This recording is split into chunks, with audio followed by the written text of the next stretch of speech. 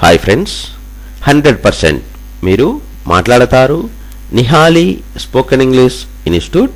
ఈ వీడియోలో మనం ఎండ్ గురించి తెలుసుకోబోతున్నాం. అందరికీ ఓ చిన్న విన్నపం అండి. ఈ వీడియో కనుక మీకు నచ్చినట్లయితే లైక్ చేయండి, షేర్ చేసుకోండి. షేర్ చేయడం వల్ల ఇంగ్లీష్ రాని ఎంతో మందికి నిహాలి స్పోకెన్ ఇంగ్లీష్ని పరిచయం చేసిన వారు అవుతారు. మా ఛానల్ని మీరు మొట్టమొదటిసారిగా చూస్తూ ఉన్నట్లయితే తప్పకుండా సబ్స్క్రైబ్ చేసుకోండి. ఎండ్ అంటే మరియు అని అర్థం.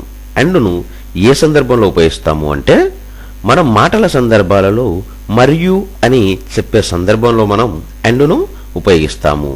I got out of the car and walked into the house. నేను కారు దిగి ఇంటిలోనికి నడిచాను. I sat in the kitchen and read a book. నేను వంటగదిలో కూర్చొని ఒక పుస్తకం చదివాను. He doesn't like her and she doesn't like him. అతడు ఆమెను ఇష్టపడడు, ఆమె అతనిని ఇష్టపడదు. I spent some money and bought a chair. నేను కొంత డబ్బు ఖర్చు పెట్టి ఒక కుర్చీ కొన్నాను. My brother study law and I studied medicine. నా సోదరుడు లా కోర్సు, నేను మెడిసిన్ చదివాము. ఎండ్ అంటే మరియు అని అర్థం. ఎండ్ను ఏ సందర్భంలో ఉపయోగిస్తాము అంటే మనం మాటల సందర్భాలలో మరియు అని చెప్పే సందర్భంలో మనం ఎండ్ను ఉపయోగిస్తాము. I got out of the car and walked into the house. నేను కారు దిగి ఇంటిలోనికి నడిచాను. I sat in the kitchen and read a book. నేను వంటగదిలో కూర్చొని ఒక పుస్తకం చదివాను. He doesn't like her and she doesn't like him. అతడు ఆమెను ఇష్టపడడు, ఆమె అతనిని ఇష్టపడదు. I spent some money and bought a chair. నేను కొంత డబ్బు ఖర్చు పెట్టి ఒక కుర్చీ కొన్నాను. My brother study law and I studied medicine. నా సోదరుడు లా కోర్సు, నేను మెడిసిన్ చదివాము.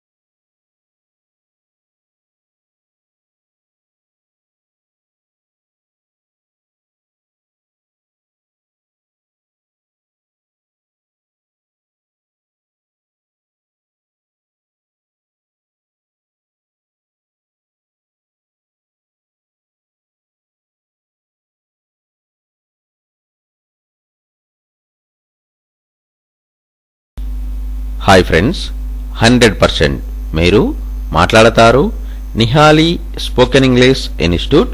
ఈ వీడియోలో మనం ఫర్ గురించి తెలుసుకోబోతున్నాం.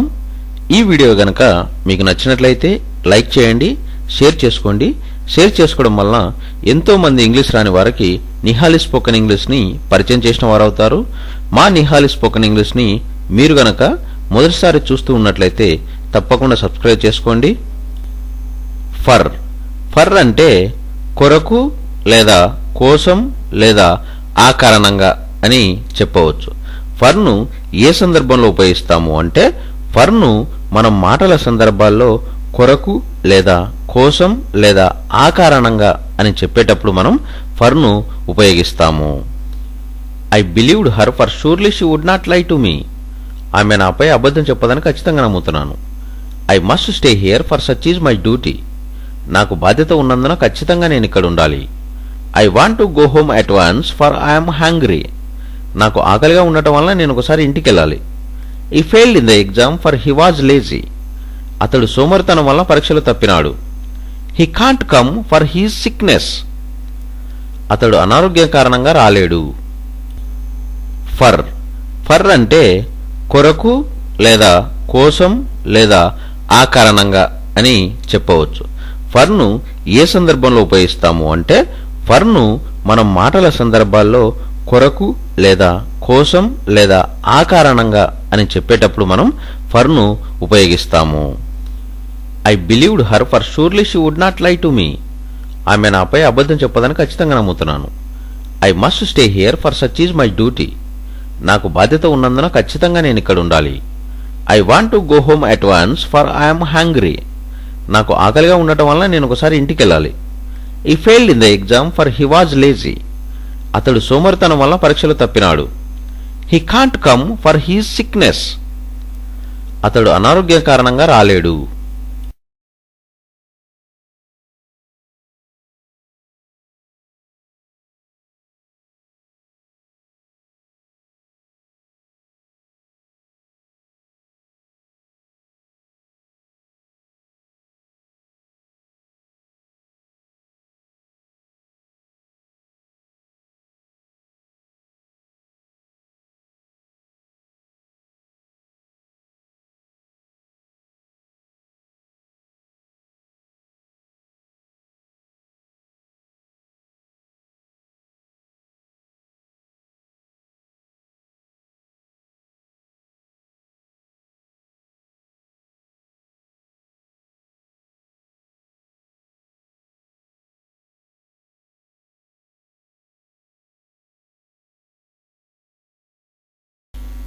హాయ్ ఫ్రెండ్స్, 100% మీరు మాట్లాడతారు నిహాలి స్పోకెన్ ఇంగ్లీష్ ఇన్స్టిట్యూట్. ఈ వీడియోలో మనం బట్ గురించి తెలుసుకోబోతున్నాం. ఈ వీడియో కనుక మీకు నచ్చినట్లయితే లైక్ చేయండి, షేర్ చేసుకోండి. షేర్ చేసుకోవడం వలన ఎంతో మంది ఇంగ్లీష్ రాని వారికి నిహాలి స్పోకెన్ ఇంగ్లీష్ని పరిచయం చేసిన వారు అవుతారు. మీరు కనుక మా నిహాలి స్పోకెన్ ఇంగ్లీష్ను మొదటిసారి చూస్తూ ఉన్నట్లయితే తప్పకుండా సబ్స్క్రైబ్ చేసుకోండి. బట్ అంటే కానీ అని అర్థం. బట్ను ఏ సందర్భంలో ఉపయోగిస్తాము అంటే మనం మాట్లాడే మాటల సందర్భాలలో కానీ అని చెప్పే సందర్భంలో మనం బట్ను ఉపయోగిస్తాము. She came but I was not at home then. ఆమె వచ్చింది కానీ అప్పుడు నేను ఇంటి వద్ద లేను. She wrote to him but he did not reply. ఆమె అతనికి రాసింది కానీ అతడు రిప్లై ఇవ్వలేదు. He slow but he sure. అతడు నిదానస్తుడే కానీ ఖచ్చితమైనవాడు. I bought a newspaper but I didn't read it. నేను వార్తాపత్రిక కొన్నాను కానీ చదవలేదు. He worked hard but he could not succeed. అతడు కష్టపడ్డాడు కానీ ఫలితం దక్కలేదు. బట్ అంటే కానీ అని అర్థం. బట్ను ఏ సందర్భంలో ఉపయోగిస్తాము అంటే మనం మాట్లాడే మాటల సందర్భాలలో కానీ అని చెప్పే సందర్భంలో మనం బట్ను ఉపయోగిస్తాము. She came but I was not at home then. ఆమె వచ్చింది కానీ అప్పుడు నేను ఇంటి వద్ద లేను. She wrote to him but he did not reply. ఆమె అతనికి రాసింది కానీ అతడు రిప్లై ఇవ్వలేదు. He slow but he sure. అతడు నిదానస్తుడే కానీ ఖచ్చితమైనవాడు. I bought a newspaper but I didn't read it. నేను వార్తాపత్రిక కొన్నాను కానీ చదవలేదు. He worked hard but he could not succeed. అతడు కష్టపడ్డాడు కానీ ఫలితం దక్కలేదు.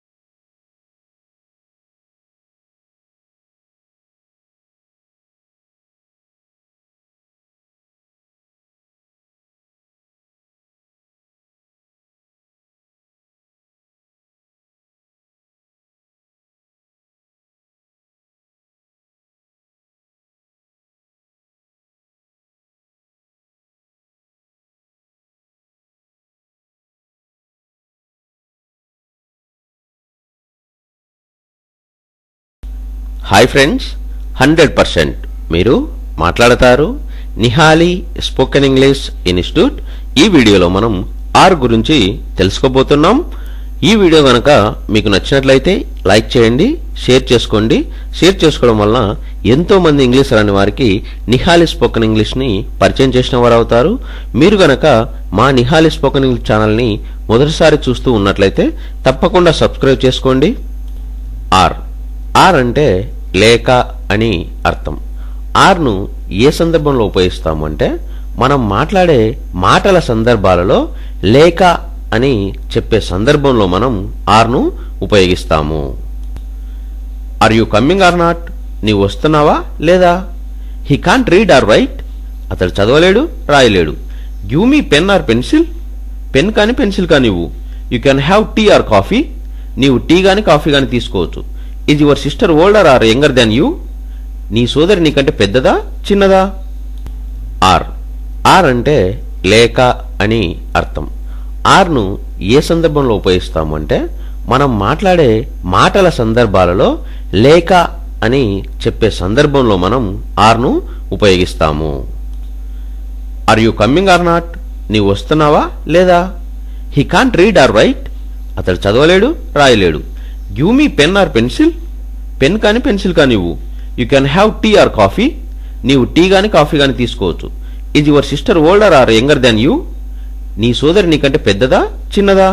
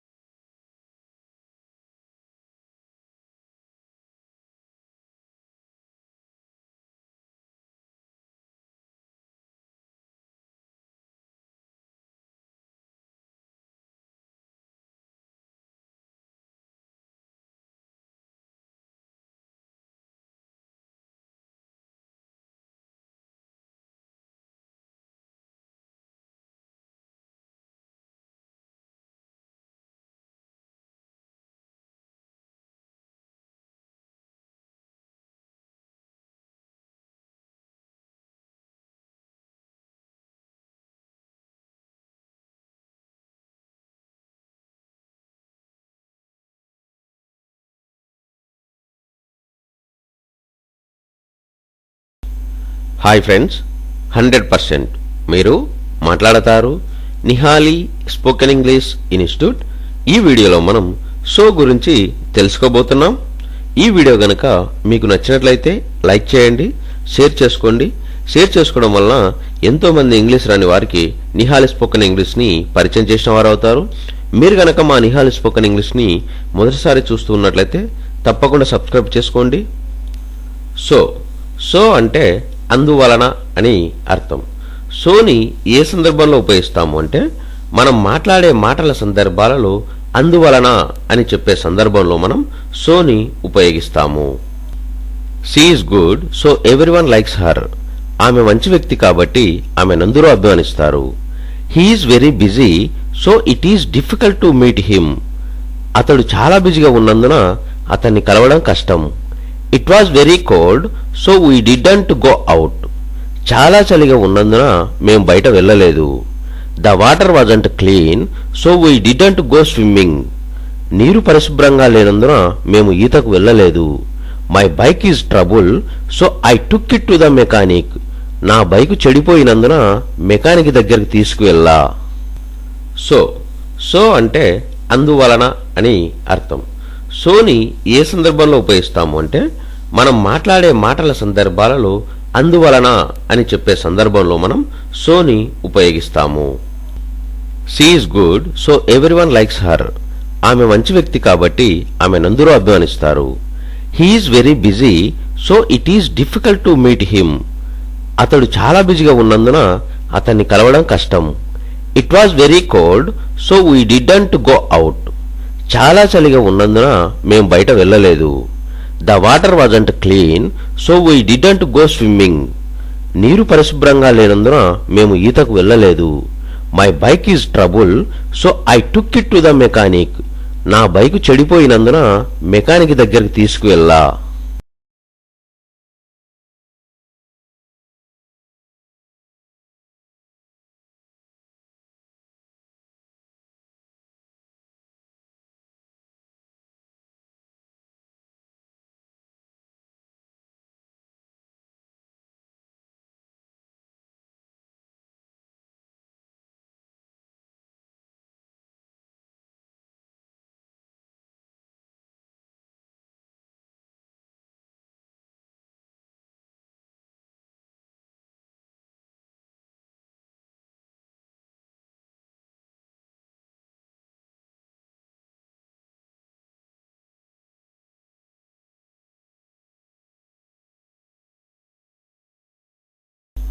హాయ్ ఫ్రెండ్స్, 100% మీరు మాట్లాడతారు Nihali spoken English institute.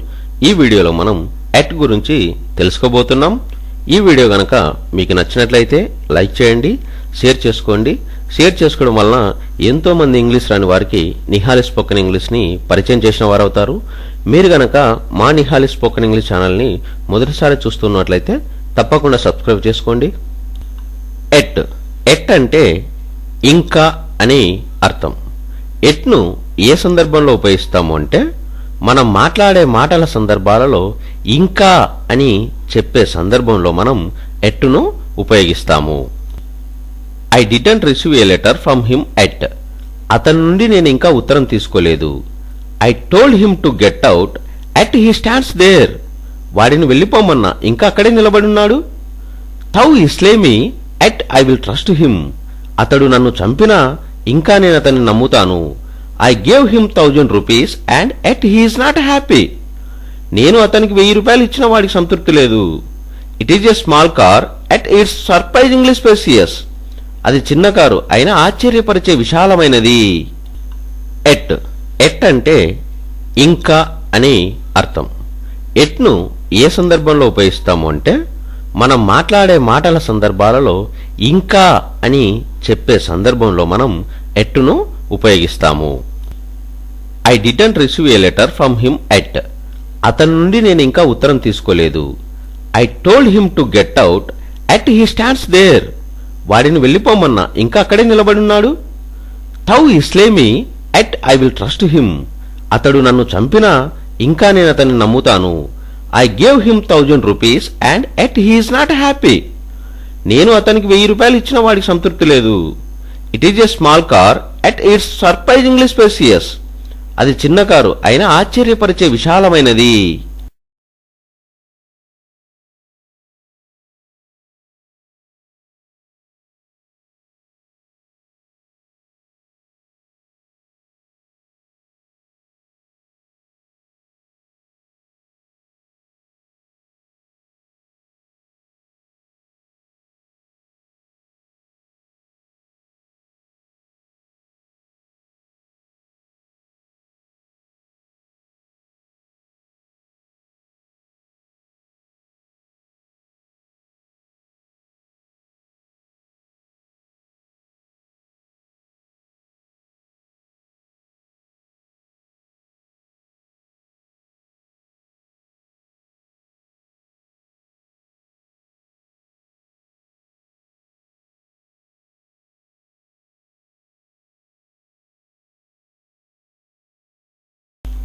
Hi friends, 100% మీరు మాట్లాడతారు నిహాలి స్పోకెన్ ఇంగ్లీష్ ఇన్స్టిట్యూట్. ఈ వీడియోలో మనం ఎల్స్ గురించి తెలుసుకోబోతున్నాం. ఈ వీడియో గనక మీకు నచ్చినట్లయితే లైక్ చేయండి, షేర్ చేసుకోండి. షేర్ చేసుకోవడం వలన ఎంతో మంది ఇంగ్లీష్ రాని వారికి నిహాలి స్పోకెన్ ఇంగ్లీష్ని పరిచయం చేసిన వారు అవుతారు. మీరు గనక మన నిహాలి స్పోకెన్ ఇంగ్లీష్ ఛానల్ని మొదటిసారి చూస్తూ ఉన్నట్లయితే తప్పకుండా సబ్స్క్రైబ్ చేసుకోండి. ఎల్స్ ఎల్స్ అంటే వేరొక లేదా మరొక అని అర్థం. ఎల్స్ను ఏ సందర్భంలో ఉపయోగిస్తాము అంటే మనం మాట్లాడే మాటల సందర్భాలలో వేరొక లేదా మరొక అని చెప్పే సందర్భంలో మనం ఎల్స్ను ఉపయోగిస్తాము. What else did he say. అతడు ఇంకా ఏమైనా చెప్పాడా. I don't want anything else thanks. నాకు ఇంకేమి వద్దు థ్యాంక్స్.